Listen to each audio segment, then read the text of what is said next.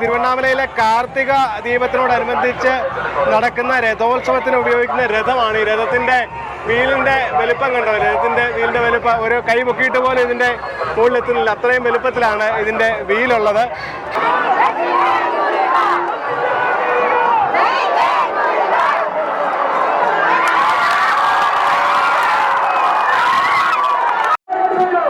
ഇങ്ങനെ അണ്ണാമലയാരുടെ രഥയാത്ര തുടങ്ങിയാണ്. രഥയാത്രയ്ക്ക് മുമ്പേ ദീപാരാധനയാണ് കഴിഞ്ഞത്.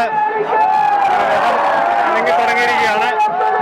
ശിവഭഗവാന്റെ രഥയാത്ര ആരംഭിച്ചിരിക്കുകയാണ്.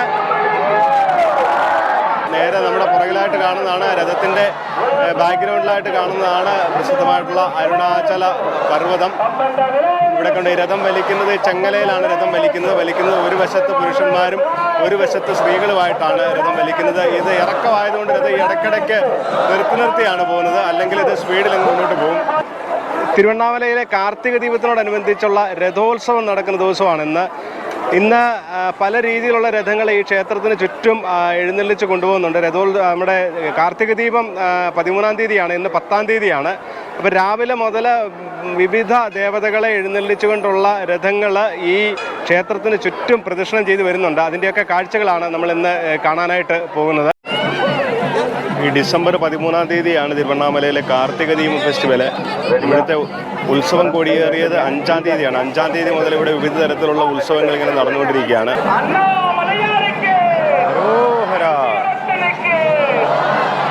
രഥം വലിക്കാനായിട്ട് ഇവിടെ എന്തോ പൂജകൾക്ക് വേണ്ടിയിട്ട് രഥം ഇവിടെ നിർത്തി വെച്ചിരിക്കുകയാണ്. ഇപ്പം വീണ്ടും രഥം വലിക്കാൻ തുടങ്ങുകയാണ്.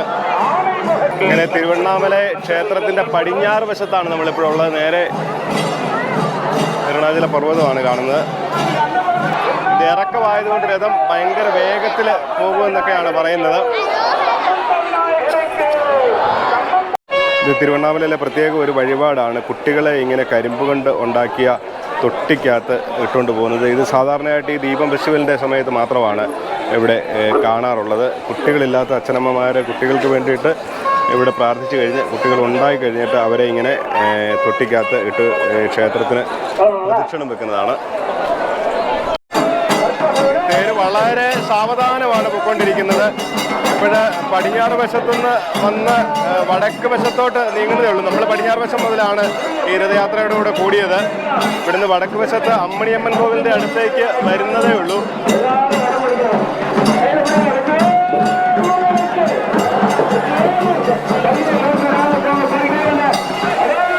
ഇങ്ങനെ തിരുവണ്ണാമല ദീപം ഉത്സവത്തിനോടനുബന്ധിച്ച് നടക്കുന്ന രഥ ഘോഷയാത്രയാണ്.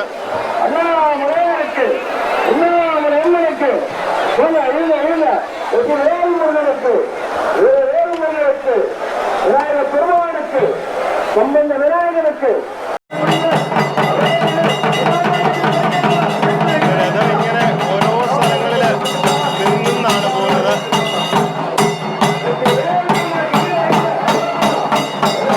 ദൂരെയായിട്ട് കാണുന്നതാണ് അരുണാചല പർവ്വതം.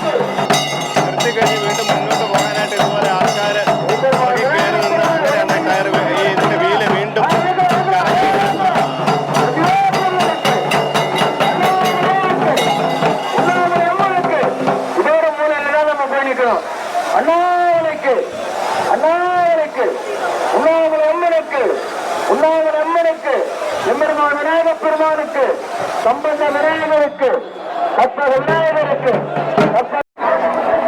തിരുവണ്ണാമല കാർത്തിക ദീപത്തിന് ഇനി 2 ദിവസം കൂടെ ഉണ്ടെങ്കിലും ഇപ്പോൾ തന്നെ ഇവിടെ നല്ല ഉത്സവ പ്രതീതിയായി. ഇന്ന് 10-ാം തീയതിയാണ്. ഇന്ന് രഥയാത്രയൊക്കെ ഉള്ള ദിവസമാണ്.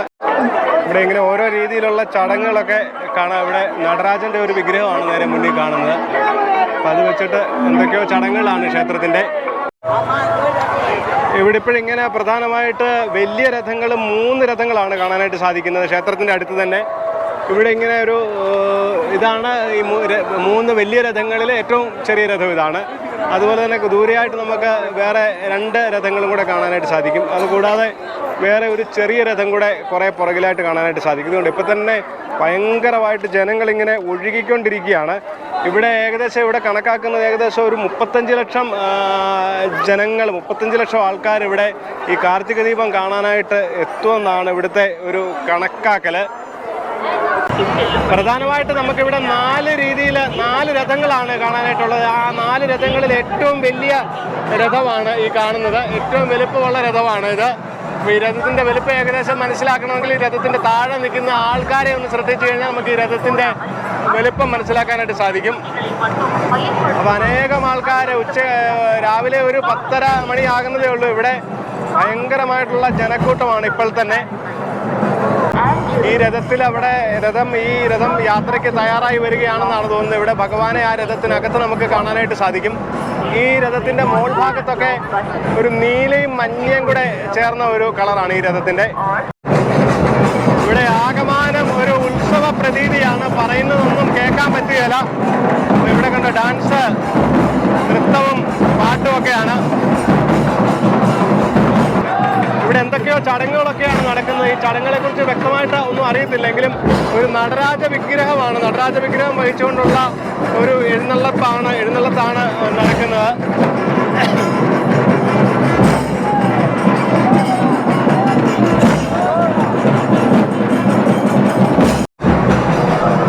നമുക്ക് കുറച്ചും കൂടെ ഇവിടെ നിന്ന് മാറി ക്ഷേത്രത്തിൻ്റെ മുന്നിലായിട്ടാണ് മറ്റ് രഥങ്ങൾ നിർത്തിയിട്ടിരിക്കുന്നത്. നമുക്ക് ആ രഥങ്ങളും കൂടെ ഒന്ന് കണ്ടിട്ട് വരാം ഇങ്ങോട്ട്.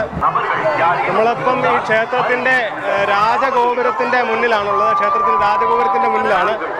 അപ്പോൾ ഇവിടെ നിന്ന് നമുക്ക് പുറകിലായിട്ട് അരുണാചല പർവ്വതമൊക്കെ കാണാനായിട്ട് സാധിക്കും. ഇവിടെ എല്ലാം ഈ തൊട്ടി കൊണ്ടുള്ള വഴിപാടാണ്. തൊട്ടി വഴിപാട്, കരിമ്പൻ തൊട്ടി കൊണ്ടുള്ള വഴിപാടാണ് ഇവിടെ എല്ലാം നമുക്ക് കാണാനായിട്ട് സാധിക്കുന്നത്. നമ്മളിപ്പം നടന്ന ഈ ക്ഷേത്രത്തിൻ്റെ രാജഗോപുരത്തിൻ്റെ വശങ്ങളിലായിട്ട് വേറെ ഒരു രഥം ഇട്ടിട്ടുണ്ട്. ആ രഥത്തിൻ്റെ അടുത്തോട്ടാണ് നമ്മൾ പോകുന്നത്. ഇതിവിടുത്തെ രണ്ടാമത്തെ ഒരു രഥമാണ്. നമ്മൾ മുമ്പ് കണ്ട രഥത്തിനെ കഴിഞ്ഞ് താരതമ്യേന ചെറുതാണ്. മുമ്പ് കണ്ട രഥം ആ ദൂരെ കാണുന്നതാണ്. ഈ രഥം താരതമ്യേന ചെറിയ ഒരു രഥമാണ്. ഇതിൻ്റെ കളറ്, മുകൾ ഭാഗത്തെ കളറ് മഞ്ഞയും ചുമപ്പുമാണ് ഇതിൻ്റെ കളറ്. ഇവിടെ എല്ലാ ദിവസങ്ങളിലും രഥയാത്രകൾ ഉണ്ടായിരുന്നു. അപ്പോൾ ഇന്നാണ് ഏറ്റവും പ്രധാനപ്പെട്ട രഥയാത്ര. പല ദിവസവും ഇവിടെ ഇതുപോലത്തെയുള്ള രഥയാത്രകൾ ഉണ്ടായിരുന്നു. അപ്പോൾ ഈ രഥത്തിനോട് ചേർന്ന് തന്നെ റോഡിൻ്റെ നേരെ ഓപ്പോസിറ്റ് സൈഡിലായിട്ട് ഇവിടെ മറ്റൊരു രഥം കാണാം. ഇത് മറ്റേ രണ്ടാമത് കണ്ട രഥത്തെ കഴിഞ്ഞും കൂടെ ശകലം കൂടെ ചെറുതാണ്. അങ്ങനെ ഒരു വലിപ്പം ഇങ്ങനെ കുറഞ്ഞ് വരികയാണ്. ഏറ്റവും 4 രഥമാണ് ആകെ ഉള്ളത്. 4 രഥങ്ങളിൽ നമ്മൾ ആദ്യം കണ്ടത് ഏറ്റവും വലിയ രഥം. ഈ കാണുന്ന രഥം രണ്ടാമത് വലിപ്പമുള്ളത്. ഇതാണ് 3ാമത്തെ രഥം. അപ്പോൾ ഈ രഥത്തിൽ ഇന്ന് രാവിലെ ഇവിടെ എഴുന്നള്ളത്തുണ്ടായിരുന്നു. രാവിലെ ഗണപതി ഭഗവാനെ എഴുന്നള്ളിച്ചത് ഈ രഥത്തിലാണ്. ഇവിടെ ഈ തിരുവണ്ണാമലയിലെ ദീപം ഫെസ്റ്റിവലിനോടനുബന്ധിച്ചിട്ട് വിപുലമായിട്ടുള്ള സംവിധാനങ്ങളാണ് ഏർപ്പെടുത്തിയിരിക്കുന്നത്. ഇവിടുത്തെ 2-3 ജില്ലയിലെ പോലീസുകാർ മുഴുവൻ ഇവിടെയുണ്ട്. അതുപോലെ തന്നെ സ്കൂളുകൾക്കെല്ലാം 9 ദിവസം ഇവിടുത്തെ സ്കൂളുകൾക്കെല്ലാം, ഈ ചുറ്റുവട്ടത്തുള്ള സ്കൂളുകൾക്കെല്ലാം അവധിയാണ്. എല്ലാവിധ സംവിധാനങ്ങളും ഇവിടെ ഒരുക്കിയിട്ടുണ്ട്. ഇവിടെ എല്ലാം ഈ കരിമ്പ് കൊണ്ടുള്ള തൊട്ടിൽ കെട്ടുവാനായിട്ടുള്ള തിരക്കാണ്. അത് കരിമ്പ് വിൽക്കുന്ന സ്ഥലമൊക്കെയാണ് ഇവിടെ കാണുന്നത്. ഈ രഥത്തിൽ ഇവിടെ ഇങ്ങനെ തൊടാനായിട്ടൊക്കെ ഇവിടെ ഭയങ്കര തിരക്കാണ്.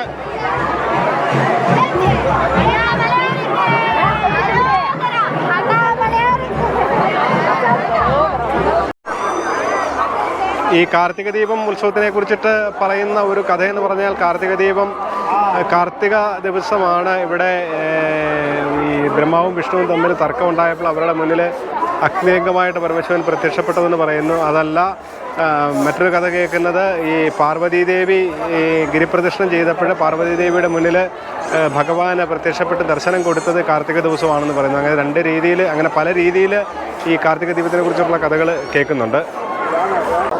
അങ്ങനെ ഒരു രഥം ഇതുവഴി പ്രദക്ഷിണം ചെയ്ത് ക്ഷേത്രത്തിൻ്റെ പരിസരത്തേക്ക് വന്നുകൊണ്ടിരിക്കുകയാണ്. ഇത് മുരുകൻ്റെ രഥമാണ്.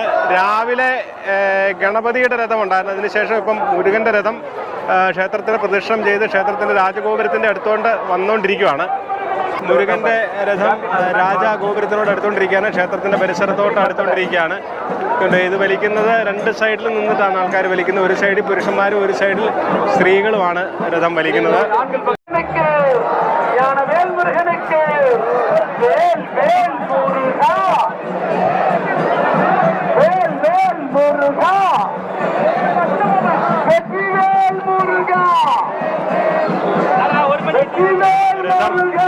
ക്ഷേത്രത്തിന്റെ തൊട്ട് അടുത്തായി കഴിഞ്ഞു. ഇത് ക്ഷേത്രത്തിന് വെളിയിലൂടെ ഒരു പ്രദക്ഷിണം ചെയ്താണ് ഇങ്ങോട്ട് വന്നിരിക്കുന്നത്.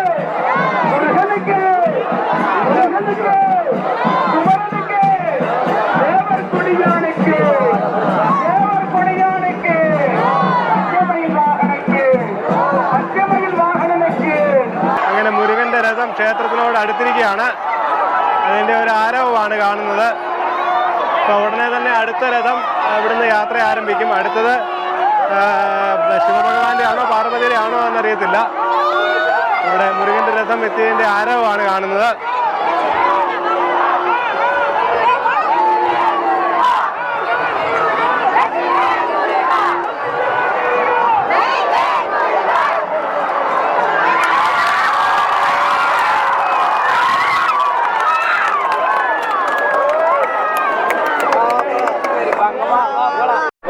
അടുത്തത് ഇവിടുത്തെ ഏറ്റവും വലിയ രഥമായിട്ടുള്ള ശിവഭഗവാന്റെ രഥം, അതായത് അണ്ണാമലയാറിൻ്റെ രഥം പോകാനായിട്ട് റെഡിയായി ഇരിക്കുകയാണ്. ഈ ഇരിക്കുന്ന ഈ കമ്പ്, ഈ തടിയാണ് ഇതിൻ്റെ ഒരു ആദ്യത്തെ ഒരു സ്പീഡ് എടുക്കുന്നത്, വേണേൽ ആക്സിലറേറ്റർ എന്ന് പറയാം. അപ്പോൾ ഇത് പെട്ടെന്ന് ആൾക്കാർ കയറി ഇങ്ങനെ ചവിട്ടി അങ്ങോട്ട് വിടുമ്പോഴത്തേനും ഈ സാധനം മുന്നോട്ട് പെട്ടെന്ന് രഥം അങ്ങ് പോകും. അങ്ങനെ പിന്നെ അത് വലിച്ചു കഴിയുമ്പോൾ മുന്നോട്ടങ്ങ് പോകും. അങ്ങനെയാണിത് ഓരോ പ്രാവശ്യം നിർത്തുകയും എടുക്കുകയും ചെയ്യുന്നത്. അങ്ങനെ അണ്ണാമലയാറുടെ രഥയാത്ര തുടങ്ങിയാണ്. രഥയാത്രയ്ക്ക് മുമ്പേ ദീപാരാധനയാണ് കഴിഞ്ഞത്. രഥം തുടങ്ങിയിരിക്കുകയാണ്. ശിവഭഗവാന്റെ രഥയാത്ര ആരംഭിച്ചിരിക്കുകയാണ്.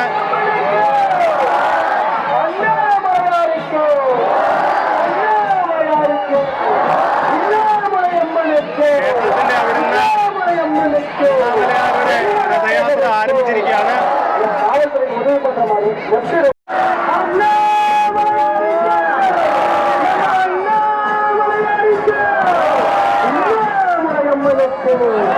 അങ്ങനെ ശിവഭഗവാന്റെ രഥം ക്ഷേത്രത്തിന്റെ പരിസരത്ത് നിന്ന് പതുക്കെ നീങ്ങിക്കൊണ്ടിരിക്കുകയാണ്.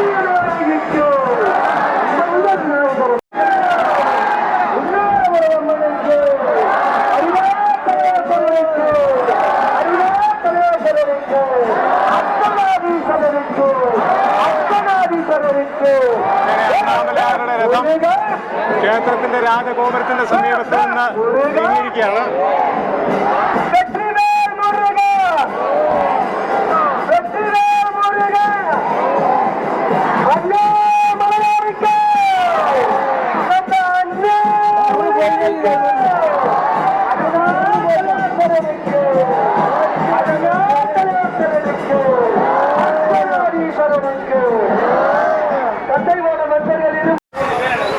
ഇവിടെ ക്ഷേത്രത്തിൻ്റെ മുന്നിൽ നിന്ന് അണ്ണാമലയാറുടെ രഥം ക്ഷേത്രത്തിന് മുന്നിൽ നിന്ന് കിഴക്ക് വശത്തുനിന്ന് യാത്ര തിരിച്ചിട്ടുണ്ട്. അപ്പോഴത്തേനും നമ്മൾ ആ രഥം പടിഞ്ഞാറ് വശത്ത് എത്തുമ്പോഴത്തേക്കും നമുക്ക് പടിഞ്ഞാറ് വശത്ത് എത്തണം, പേഗോപുരത്തിൻ്റെ അടുത്ത് എത്തണം. നമ്മൾ പേഗോപുരത്തിൻ്റെ അടുത്തോട്ട്, പടിഞ്ഞാറ് ഗോപുരത്തിൻ്റെ അടുത്തോട്ട് പോയിക്കൊണ്ടിരിക്കുകയാണ്.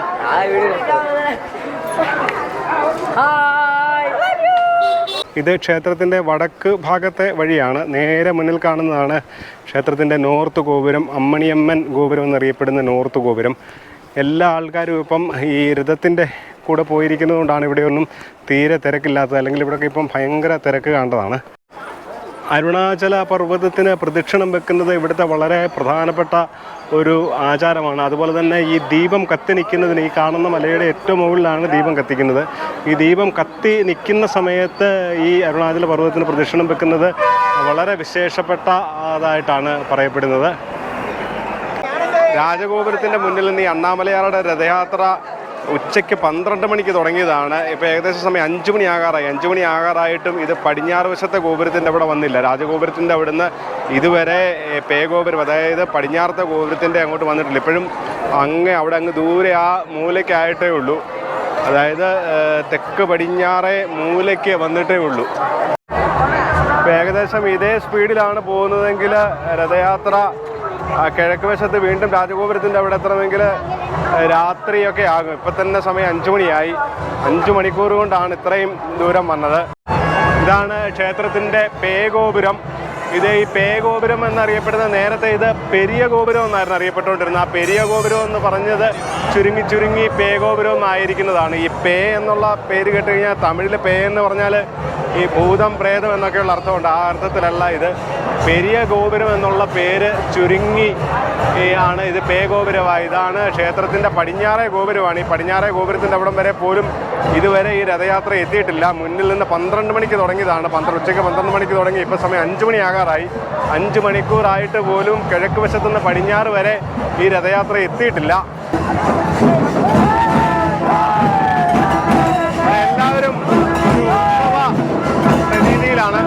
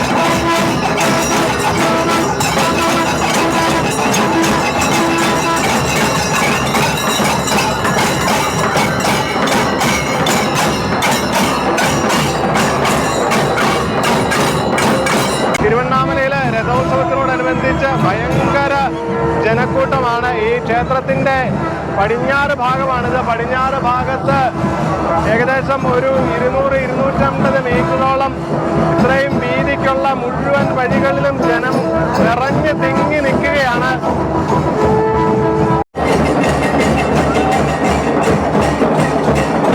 ഏകദേശം ഈ ക്ഷേത്രത്തിൻ്റെ തെക്ക് പടിഞ്ഞാറേ മൂലയ്ക്ക് ആയിട്ടുള്ളൂ. സമയം ഇപ്പോൾ 5 മണി കഴിഞ്ഞു.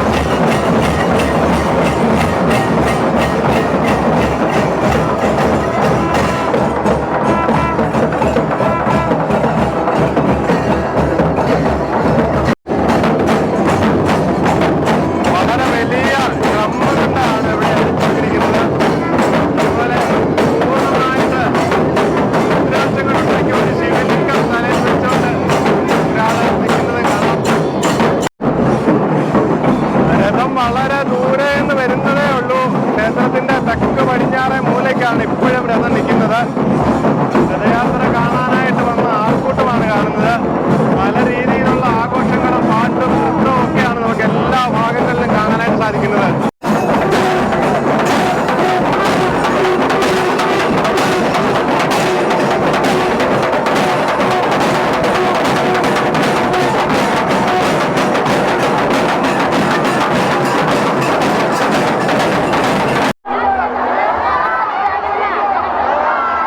രഥയാത്ര ഏകദേശം ക്ഷേത്രത്തിന്റെ പടിഞ്ഞാറ് വശത്തോട്ട് ഉള്ള വഴിയെ നീങ്ങിക്കൊണ്ടിരിക്കുകയാണ്.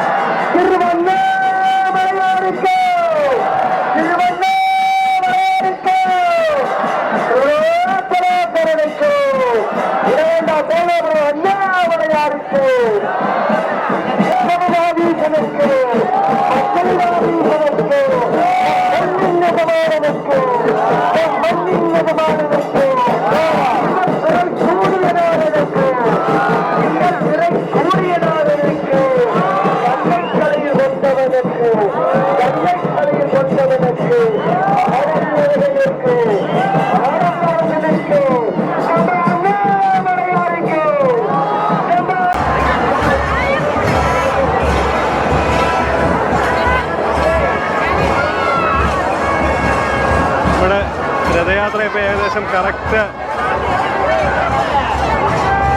രഥയാത്ര ക്ഷേത്രത്തിലെ പടിഞ്ഞാറേ ഗോപുരത്തിൻ്റെ മുന്നിൽ എത്തിയിരിക്കുകയാണ്.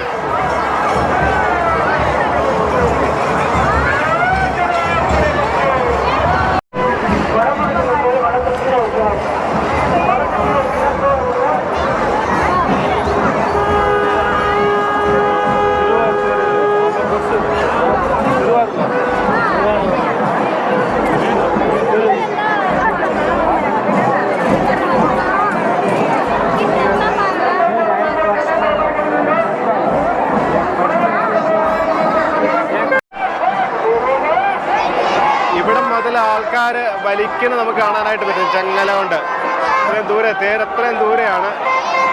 ഇവിടെ മുതലൊക്കെ ഇവിടെ ഒരു സൈഡ് സ്ത്രീകളും ഒരു സൈഡ് പുരുഷന്മാരുമായിട്ട് തേര് വലിക്കുന്നത് നമുക്ക് കാണാനായിട്ട് സാധിക്കും.